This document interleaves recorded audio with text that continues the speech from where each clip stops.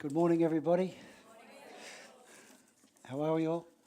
It's a beautiful day in Sydney. This is a great time of year, isn't it? Okay. Who's excited? Come on, guys, I'm excited too. Look, last time I stood here and was talking, and I looked out the back, could just see grass out there and plants, but now I see a new building out there. Amen. I see a new building out there. And that building is specifically been built to feed the poor. Okay? So if you have ever made a contribution here to the building fund or to the centre here for the building program and to get things going, you have in one way or another made a contribution to that building. Okay? Now there are two things that to me seem to attract God's attention. One of those things is humility, and the other thing is almsgiving to the poor. And remember Cornelius?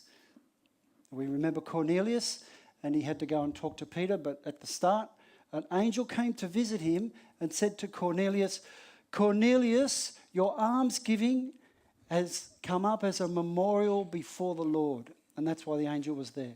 So I just wanted to encourage you that if you have made a contribution here at this place, you're part of the congregation, or even if you are just relating to our congregation, but you have made a contribution here, then your memorial will come up before the Lord one day.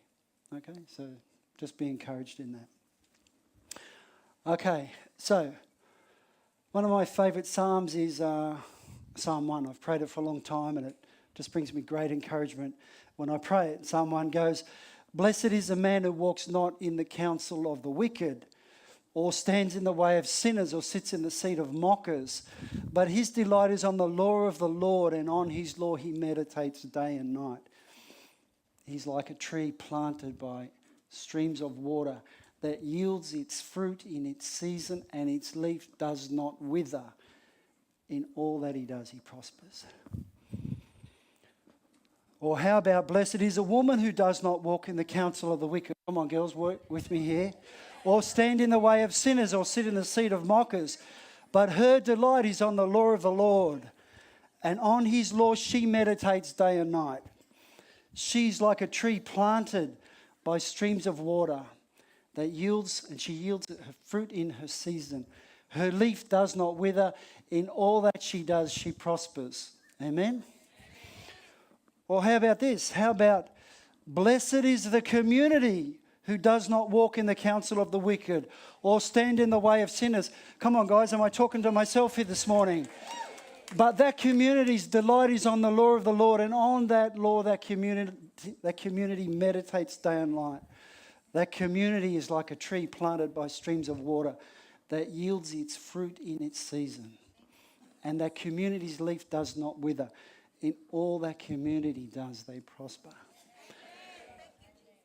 How about blessed are the young adults?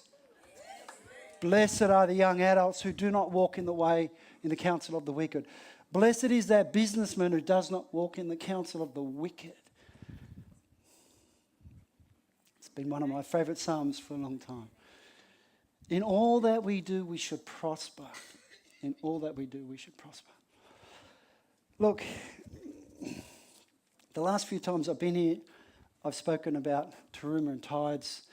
You know, Turuma, 2.5% tithes. We pay 10% tithe here in community. We're all kind of used to that. I explained how we should also be paying 10% tithe to ourselves. But today I want to talk about offerings. And offerings are a much different thing than tithing, okay? Tithing is about percentage of giving, but offerings are about the joy of giving out of our abundance. So I just want to work on this a little bit today. Years ago, as many of you will know our testimony, Adriana and I went through bankruptcy and we were totally broke. About 17 years ago, we had about $10 left. And so at the start of the year, we basically had very little money to work with. So we would work out our budgets. Right? So we could look forward into a year and we could work out our budget, and I could account for basically every single cent we hoped we were going to earn, and then how we would have to distribute that money. And I used to think to myself, I used to wonder, how could I possibly make an offering if I've accounted for all my budget right throughout the whole year? But I was really committed at that time to tithing, but I made a commitment to God that if you continue to bless me, that every time an offering came up, I would sow into that offering to the best of my ability.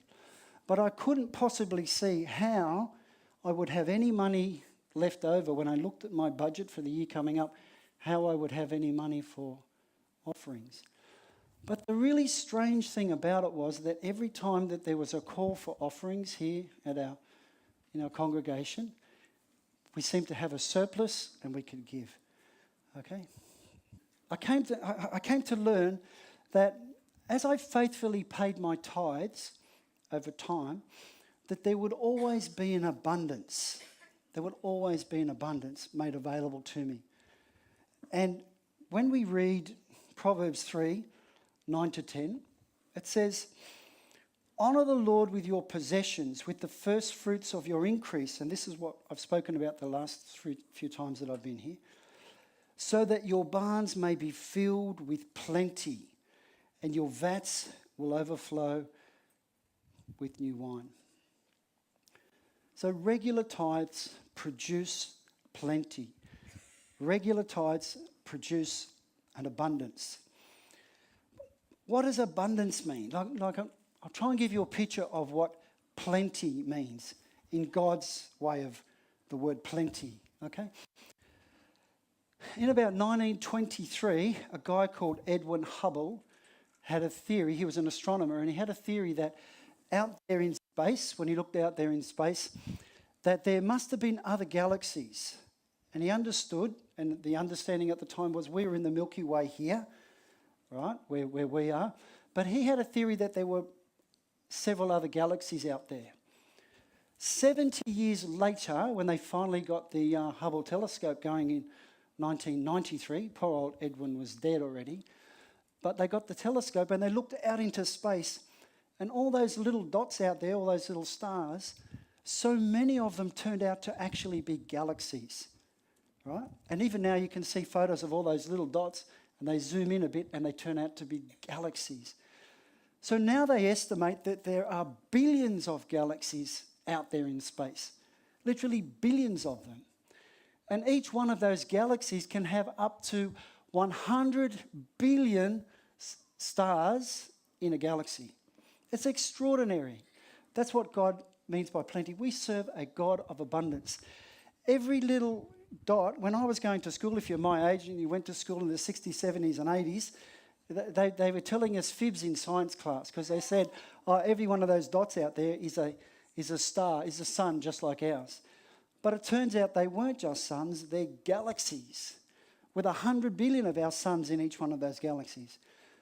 We serve a God of abundance. Another example of plenty, okay? In God's universe there is plenty. Down in the Southern Ocean there's a tiny little animal called krill, okay? And krill is that big. See that? It's not microscopic, but it's that big. There's 85 different species of krill. Just one of those species is called an Antarctic krill, okay? Scientists estimate that at any one time there are 500 million tons of krill down there in the Arctic Ocean. Just one of 85 species. Okay, 500 million tons. Now the animal that eats that krill is called a blue whale, and the blue whale is the largest creature that ever lived on the planet. Ever lived on the planet. A blue whale can weigh up to 180 tons. To get an idea of what 180 tons looks like, I calculated last night that about 1,652 NRL players would equal 180 tons. Okay? That would be, for people of my era, that would be 1,652 Mal Meningas in the room. Or 1,652 Blocker Roach in the room. Can you imagine that? Or if you like Star Wars, because yesterday was May the 4th, I calculated last night that that would be 1,127 Darth Vaders crammed into a room. Would equal 180 tonnes. That's a lot of tonnes, isn't it? That's a lot of weight. We serve a God of abundance. Do you know that blue whale? Its heart is the size of a VW Beetle. Just its heart, okay? And it can eat 3.6 tonne of these krill per day. That's 40 million krill a day a blue whale will eat. We serve a God of abundance. A God of abundance. Out there in God's natural world, God has abundance. This is the plenty that God talks about when we tithe regularly and he provides to us in his plenty. In Africa, the wildebeest in Africa, in the Serengeti Plain, there's 1.5, you can tell I watch a lot of David Attenborough, can't you? There's 1.5 million wildebeest every year. They take a circuit of 800 kilometres through Tanzania and up through Kenya and back again. 1.1 million of them. Along the way, 250,000 of them either get eaten by lions or hyena or die of hunger or thirst. 250,000 die, but the population doesn't seem to deteriorate. This is God's plenty. God's plenty. Nature sows and reaps an abundance. When I was a little boy growing up in Canberra, there's another example of plenty.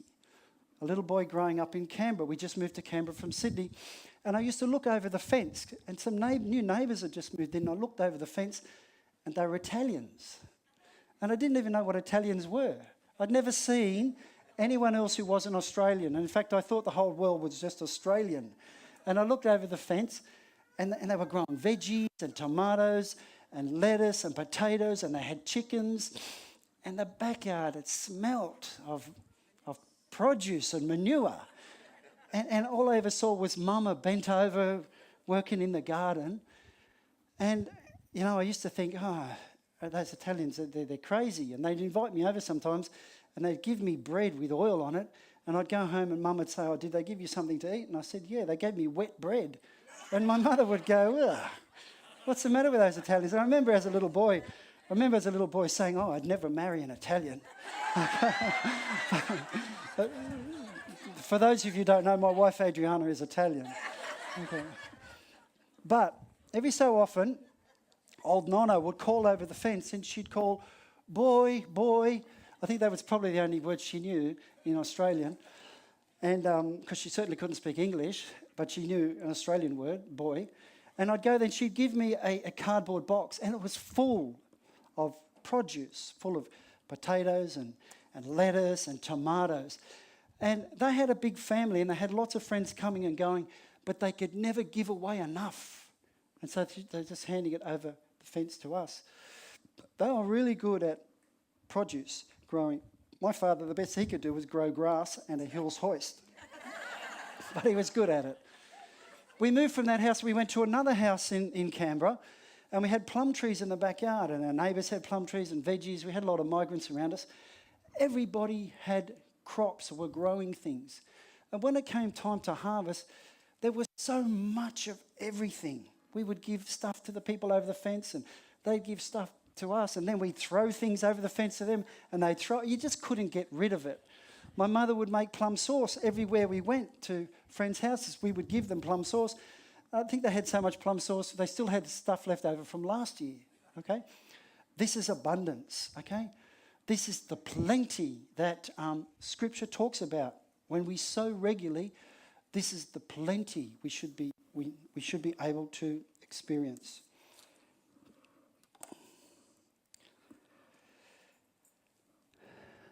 Your barns are filled with plenty and your vats overflow. Look, it needs to be understood, though, that some people have a different plenty than other people. So some people in our neighbourhood were quite good at veggie growing, and so their plenty was different to the plenty that our family was able to produce, because everybody has different skill sets. So those neighbours had a different plenty than I might have had. So not all plenties are equivalent, but there's always a surplus. So even a very poor veggie gardener could actually come up with surplus, could come up with a plenty. And all he had to do was to sow regularly, just to keep sowing regularly, okay? So regular sowing creates an abundance, but everyone's abundance level is different relative to our skill sets. And everyone has the opportunity to sow seed into the kingdom, but God still promises an abundance depending on, obviously, your skill set and depending on how you're able to sow. In Old Testament times, Deuteronomy took a very pastoral approach to offering, okay? So Deuteronomy required everybody to work on the principle of percentages with their teruma and tithes, so everybody understood what the rules were about giving and percentages. But Deuteronomy took a very pastoral approach to offerings. And Deuteronomy 16:17 says, "Every man shall give as he is able, according to the blessing of the Lord your God that he has given you." So every man shall give as he is able, according to the blessing of the Lord your God that he has given you. In other words, it's a very pastoral approach. You were free when it came to offerings. There was a freedom. You weren't constrained by percentage of giving. You weren't constrained by the law. They were giving you a great freedom to say, well, God has blessed me this way, and now out of that blessing and abundance, I'm able to sow into the kingdom. So everyone could make a decision on their own. Someone else's decision didn't have to be your decision, okay? You were totally set free in making offerings. And that's how you should feel every time a call goes out for offerings. You should be able to sow out of the level of your abundance. Now, our abundance levels change sometimes, okay? Some seasons, my abundance level is different to other seasons. We all go through seasons, okay? So some seasons we have bounty, a plenty, okay? And so we're able to sow out of that plenty. Other seasons in my life, we have plenty, okay? So I'm able to sow out of that, okay? Other seasons of my life, I have plen, okay? So we sow that way. And so we should feel free when an offering comes. We should feel free as to how we give, okay? There should be a total freedom in giving. And even Jesus understood this very well. He understood the pastoral approach to offerings when he told the story about the talents, okay? And the story of the talents go where, a wealthy man was going away and he got 3 servants together, and the scripture says that to one he gave 5, to another 2, to another 1, each according to his ability. So in other words, the master understood that everybody has different abilities, okay? Everyone has different skill sets. So some people, one guy turned his 5 talents into 10 talents. Incidentally, a talent is 34 kilos of gold, 34 kilos of weight. So if he gave you a 1 talent of gold, that's 34 kilos. That's worth a fair bit of dough, actually, okay? So Jesus, even telling that parable, took a pastoral approach. Everybody's skill sets are different. Some people can produce plenty. Other people will produce plenty, and other people will still have a surplus, but it might just be plen.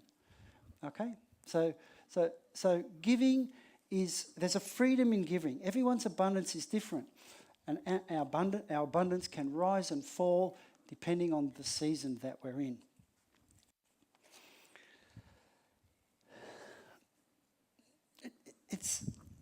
When we read the scriptures, we learn that the teruma and tithe did not build the temple. Okay? The teruma and tithes, the temple then is like a church now. So the teruma and tithes do not build. They generally just took care of, the tithes especially, took care of the everyday expenses at the church, at the temple, look after the probably the gardeners, cleaners, would also take care of the widows, okay? But it was the offerings that actually built the temple. And I looked around in the scriptures to find a story or a good example of offerings. And I came across the story of David, when David wanted to build the temple, okay? That David had a heart desire to build the temple for the Lord his God. But he wasn't, he was set up to do it, and he had collected a lot of resources to do it, basically through all the wars that they were in with other countries around them. They managed to collect quite a lot of plunder, and they put that aside to eventually build a temple. And he wanted to build it, but a prophet came to him and said, the Lord won't allow you to build the temple because you're a man of war. I need a man of peace to be able to build this temple. So David began to realize that it would be his son Solomon. I think even the prophet said that it would be your son Solomon who will build the temple. So when David became a very old man and realized that his days were numbered, he got the people together and he put the vision before them about, this is the temple we're going to build. We're going to take the Ark of the Covenant out of the tent, and it's been in there for all this time, and we're going to build it into a temple. And the temple we're built is going to glorify the Lord our God.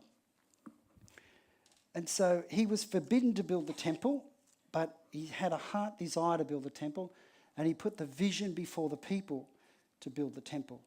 Now, there were already considerable resources put aside from their days of war, but David stood before the people and he said, now I give my personal treasures of gold and silver for the temple of my God, over and above everything I have provided for this holy temple.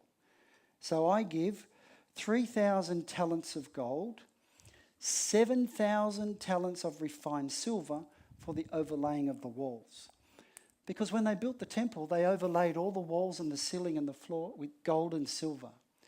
So that was an extraordinary amount of gold and silver that he donated out of his personal wealth. And in fact, I calculated it out on today's value. That would be $4.2 billion. That's Australian billion dollars. That's $4,200 million of his own personal wealth as his first offering. And he's saying to the people, I give that out of my personal wealth. My son Solomon is going to build the temple, but I'm giving to the vision. I've got a vision, but I'm giving to it first $4.2 billion. That's a sizable gift. Then the next step then was the next level of leadership under Solomon. They also made a contribution. They all put their hands up and said, well, we're going to contribute. And then the rest of the people then found out about it. And it says that the people rejoiced at the willing response of their leaders, for they had given freely and wholeheartedly to the Lord. This story goes to show, it's a very good example, that offerings begin at leadership level. Offerings begin at leadership level. Leaders lead the way when it comes to offerings. That's how it works. And when that happens, we see a tremendous result. So there's a holy sequence to offerings. Offerings begin at the top and they work their way down. Think about this. About 6 weeks ago, the leaders here are praying, and about the land next door. And someone has a prophetic word. So Joe determines, okay, we want to buy the land next door. So the leadership, how much are we going to contribute to purchasing the land next door? How much are we going to pledge? Oh, sorry, I lost the word. How much are we going to pledge? So the leadership here pledged an amount. And for such a small group of leaders, it was quite a sizable amount. Okay? We're all a little surprised.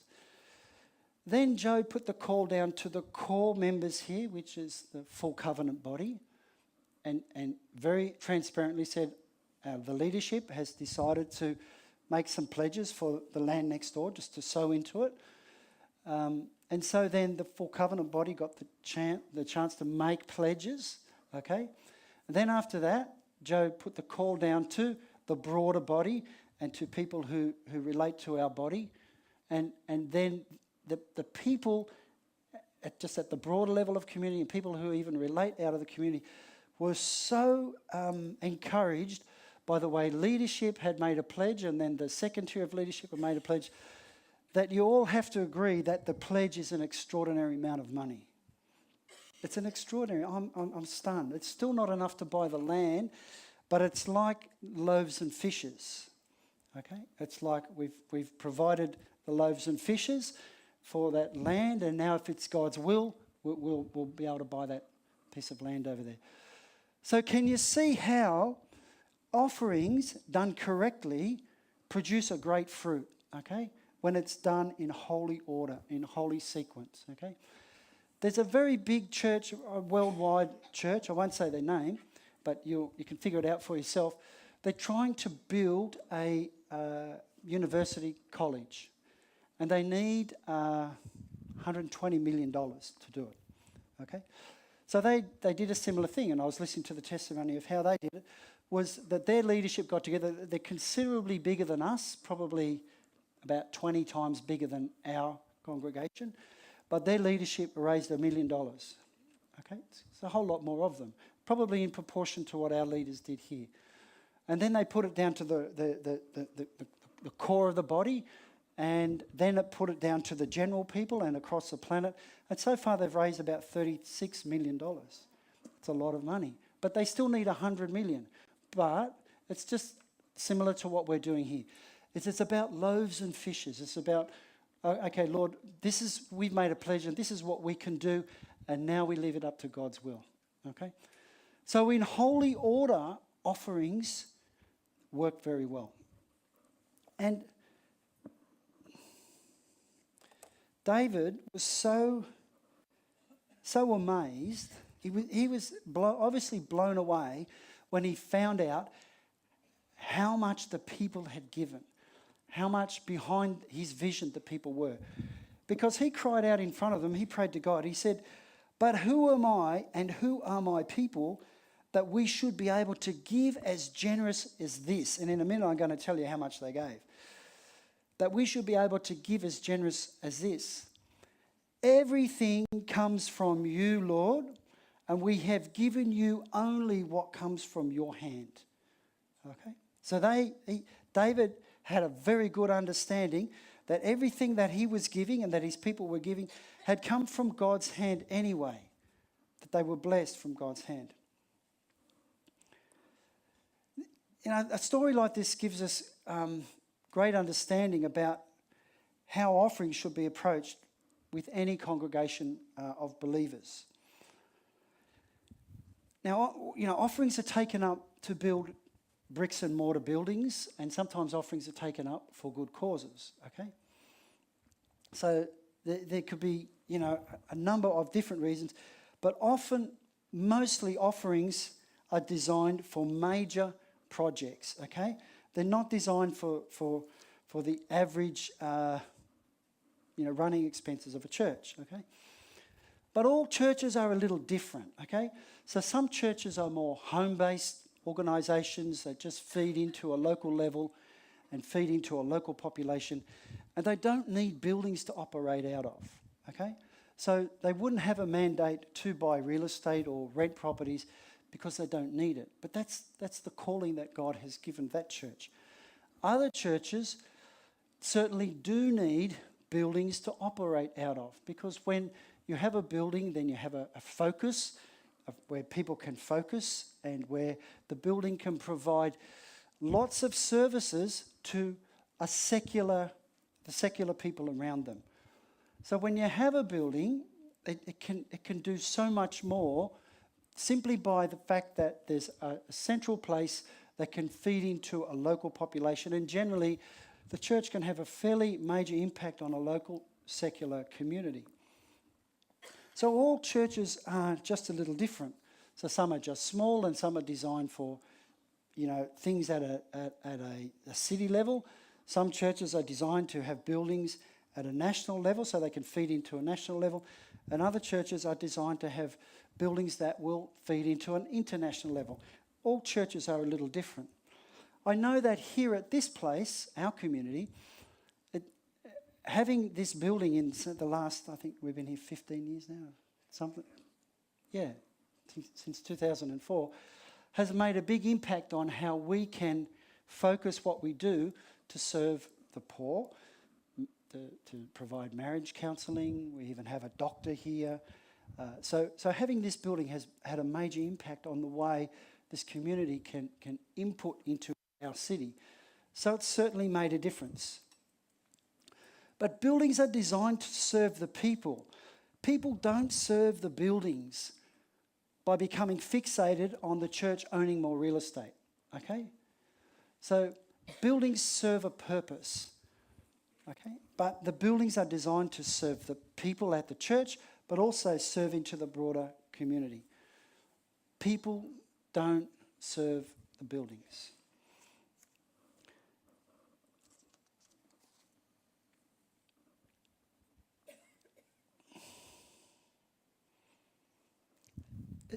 It's probably part of the reason that we have such a strong young people focus here and young groups here that have stuck with us, because we actually do have a central focus point here. And young people come here, they keep coming back here all the time.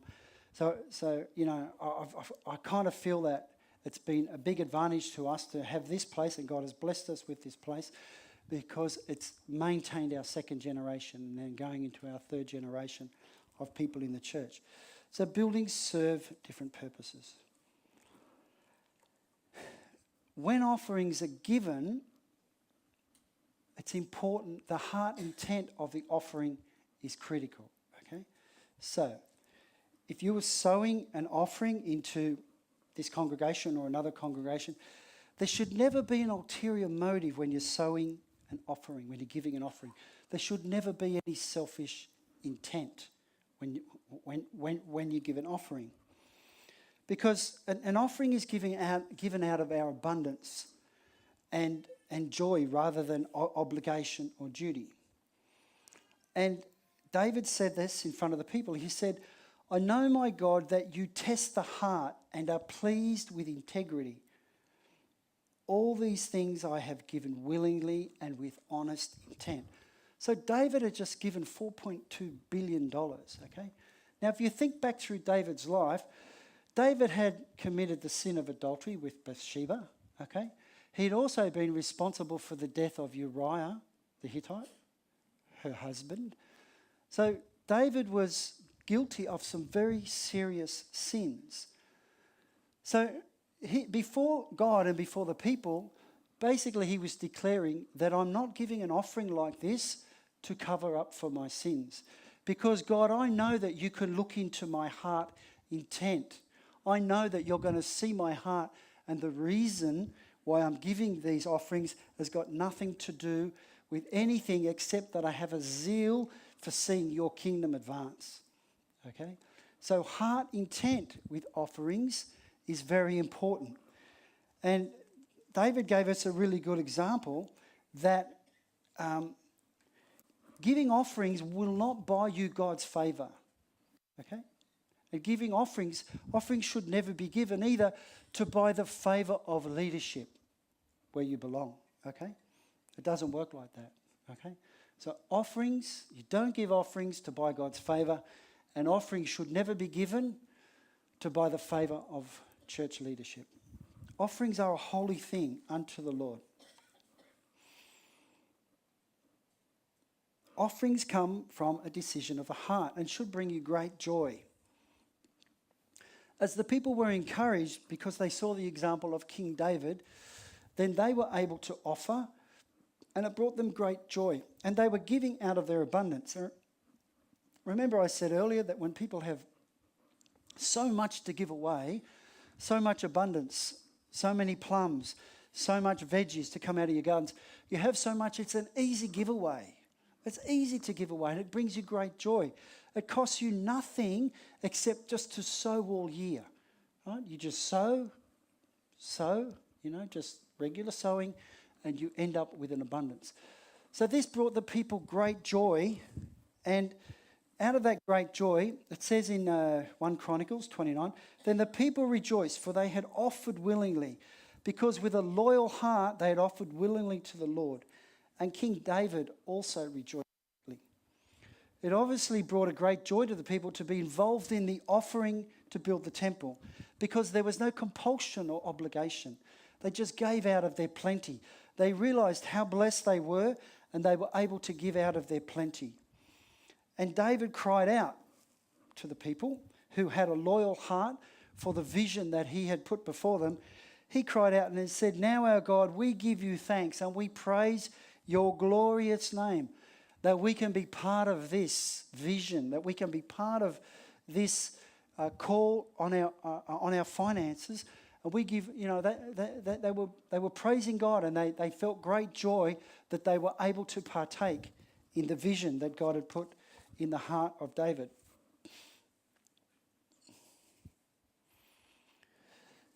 Offerings are not designed to grow the wealth of the pastor.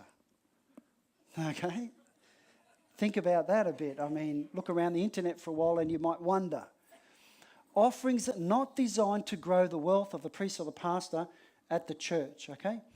In fact, in a right holy order, the offering reduces the wealth of the pastor because he gave first, yeah? So offerings are not designed to increase the wealth of those at leadership level. Offerings are designed to build. David was very clear before the people about his giving and very clear about the intent of his heart. The offerings were then treated with great integrity, okay? So they brought in this huge offering and they had to have some accountability for all that money that was brought in to build the future temple. David wasn't even dead yet, and the temple wasn't built for considerable time afterwards, but somewhere this wealth was stored.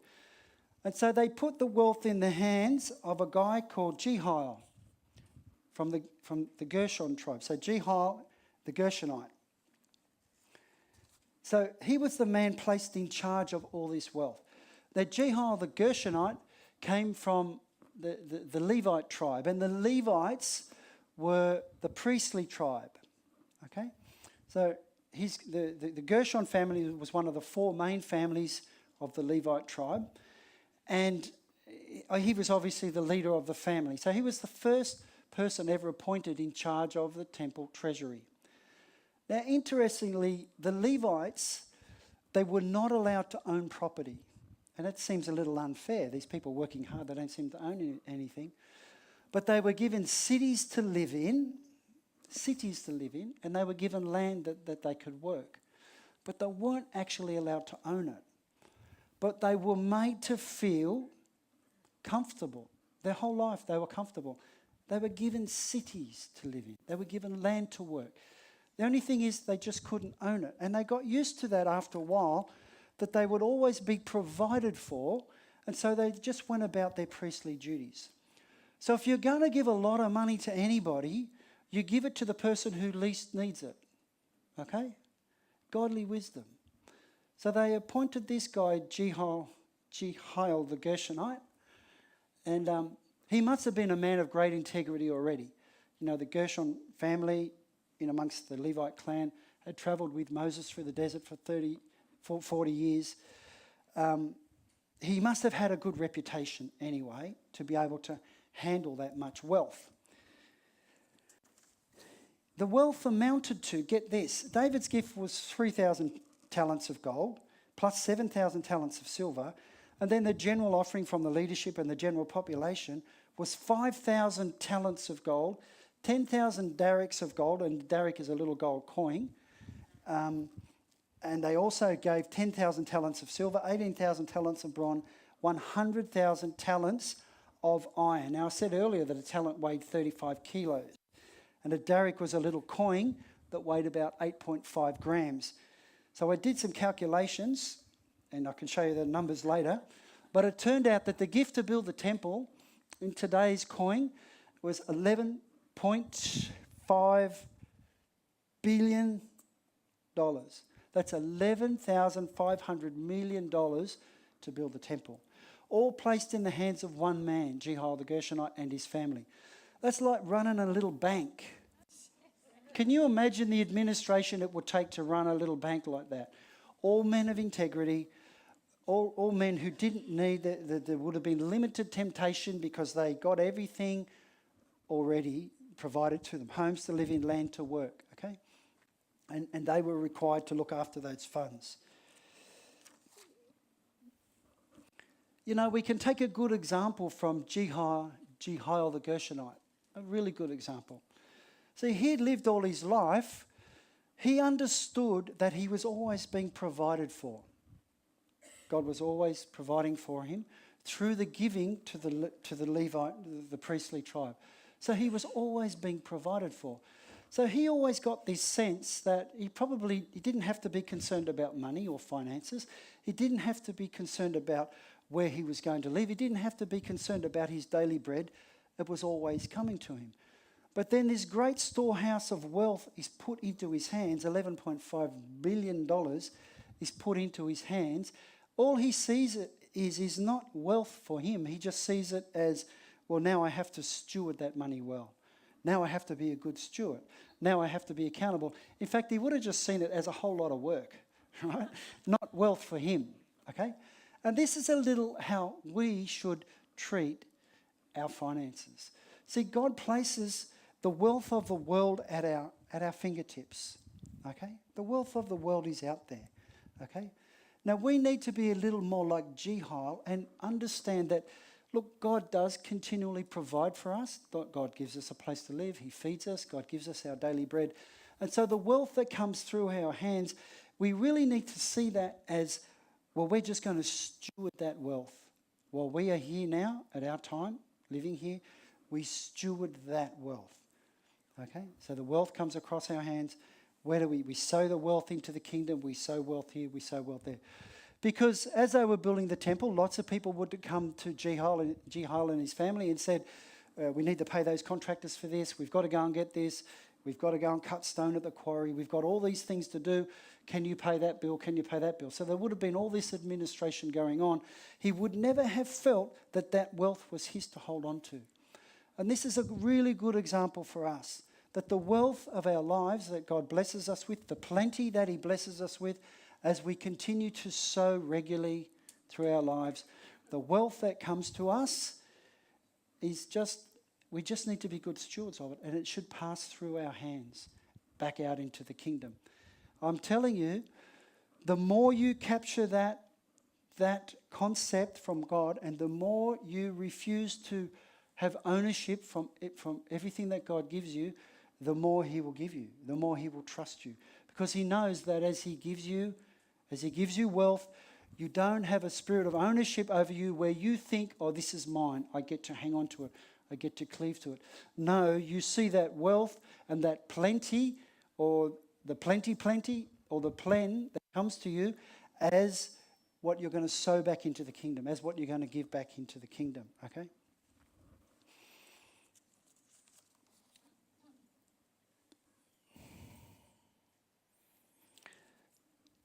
Jesus said, give it will be given to you, a good measure, pressed down, shaken together, and running over will be poured into your lap. For the measure that you use will be measured out to you. We serve a God of abundance. And even Jesus said it is more blessed to give than to receive.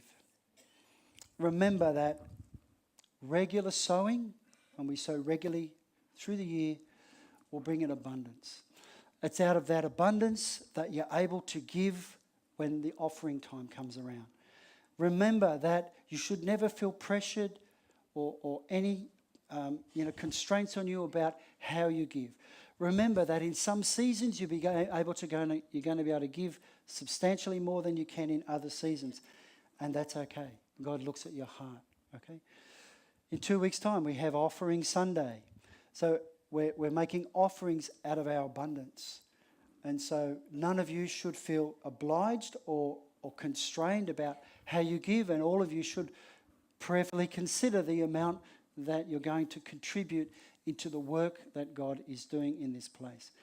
And we're really blessed to be able to be a part of a body that builds for the purpose of sowing into the broader community, because we all are going to reap a blessing out of that. Amen.